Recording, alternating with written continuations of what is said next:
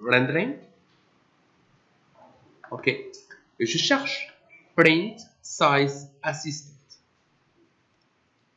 Ici, là où les choses se changent, au niveau de la taille, au niveau du temps de rendu aussi. Custom, c'est par défaut. Vous pouvez choisir A0, A1, A2 et ainsi de suite, sachant très bien que A0 c'est la taille la plus grande. A4 c'est la taille la tout petite ou A5 c'est la taille la tout petite. On est d'accord, c'est à l'inverse. Soit disant que je veux faire le travail pour le cahier de PFE. Dans ce cas, je vais utiliser A4. OK? Si je veux imprimer directement pour les affiches, c'est A3. C'est bon? On est d'accord. Je clique sur A3. Ici, il y a la résolution. La résolution, c'est le nombre de pixels par pouce. 72, 150, 300 ou plus. 72, c'est pour l'affichage sur écran, c'est-à-dire si vous voulez envoyer un travail vers un client, c'est 72. Si vous voulez imprimer, c'est 300.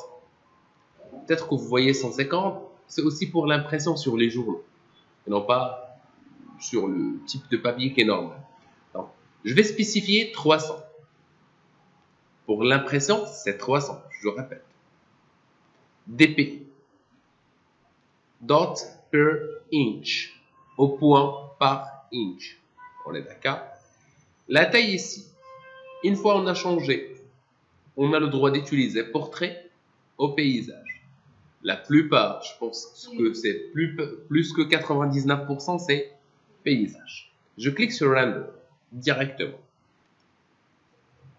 Une fois on a lancé le rendu, je pense que vous avez bien remarqué que la taille de la page a devenu plus en plus grande. Il faut attendre un tout petit peu. Et même la prévisualisation devient plus en plus lourde. Je ne peux même pas, faire l'affichage actuellement. Ça va me demander, je pense, avec mon ordinateur, je pense que ça va me demander plus qu'une heure pour faire un A3. Bien sûr. Avec les paramètres de rendu standard et non pas intensif. Comment ça, monsieur? Et quelle est la différence entre les paramètres de rendu standard et intensif? J'arrête le rendu provisoire. On est d'accord? Stop. Quelle est la différence? Allons-y, le cours d'aujourd'hui, il est très important. Si je clique sur Render Setup, la première remarque, je pense que vous avez déjà fait, que je travaille avec V-Ray 5. Next. GI, c'est quoi? GI, c'est Global Illumination. Donnez-moi une seconde.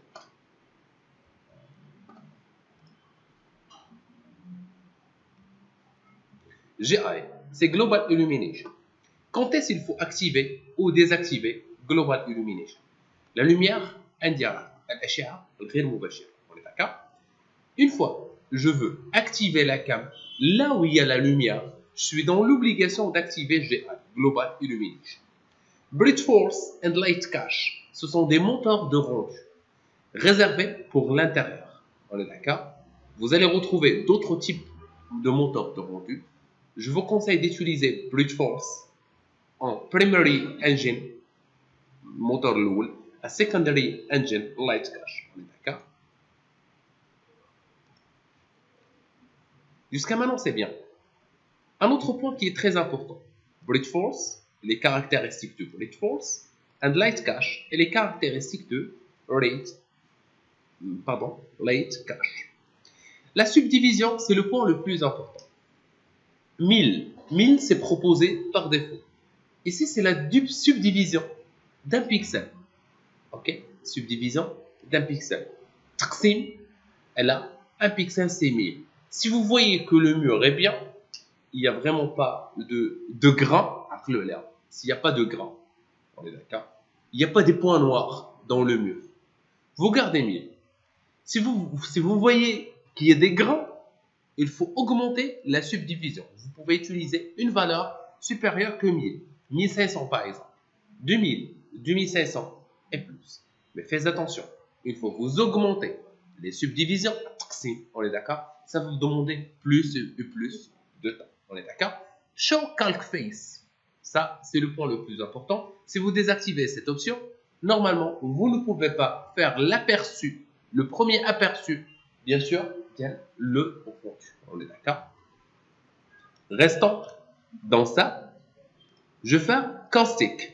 Quand est-ce qu'il faut activer le caustic? Caustic, il faut l'activer là où il y a de la lumière. Supposons que votre plan, madame, qui contient normalement un spa, ou hammam, ou autre, là où il y a un bassin d'eau, ou je sais pas, on est d'accord? Vous êtes dans l'obligation d'activer caustic pour voir les rayons de l'eau. Les rayons de l'eau, on est d'accord? Si on n'a pas, dans mon cas de figure, c'est pas la peine. On est d'accord? Ça va juste me demander plus de temps. Non, c'est juste pour la lumière, de l'eau, pardon. On est d'accord? Ici, je ferme le tout, close all. Si je clique sur Relay, les trois premières options, vraiment, ça sert à rien. C'est juste une présentation de programme.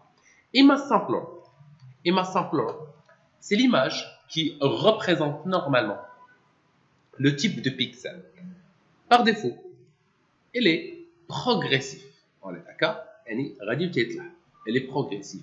Min shader right, si vous voyez que votre pixel, le pixel, on est d'accord, dans la photo, ça nécessite plus de flou, vous pouvez ajouter plus min shader rate. On est d'accord? Bien. Progressive image sampler.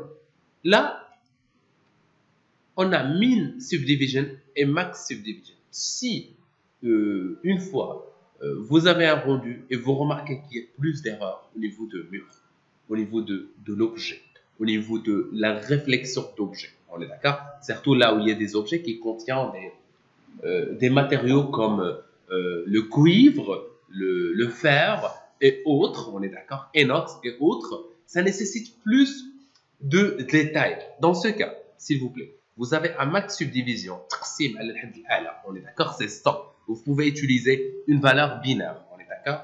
Par exemple, 200, 400, 800 et plus. La subdivision au minimum, parce qu'il y a deux moteurs, on est d'accord? Vous allez utiliser une valeur à partir de 1, on est d'accord? 1, 2, 4, 6, 8, 12, c'est toujours le système binaire, fois 2, on est d'accord? Bien. L'environnement.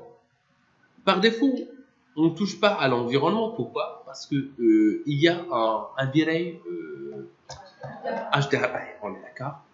C'est pour ce. Non, elle est par défaut activée dans le viré double. On est d'accord? Là, par défaut, sûr et certain. On est d'accord? Une fois que vous lancez le premier rendu, vous allez voir que cette fois, ça devient plus en plus vraiment lourd, ok, avec une taille de A3. Et ça va vous demander plus de temps. Bien. Pour l'enregistrement, une fois ça se termine, vous cliquez s'il vous plaît sur la petite icône de la disquette. Une fois ça se termine, bien sûr, vous êtes censé de renommer le fichier, par exemple, rendu. Format, je préfère vraiment le JPEG. Bureau. Et vous cliquez sur Save. Mais une fois, ça se termine. C'est bon? Vous cliquez sur OK. Et vous aurez normalement votre rendu une fois. Ça se termine. Ça va, c'est bon? Donc, c'est tout ce qui concerne la taille et les paramètres basiques de rendu. Comme vous voyez, voilà le rendu, mais il n'est pas encore terminé. Voilà. Il est encore lourd. Alors, le point qui concerne la taille. Pardon.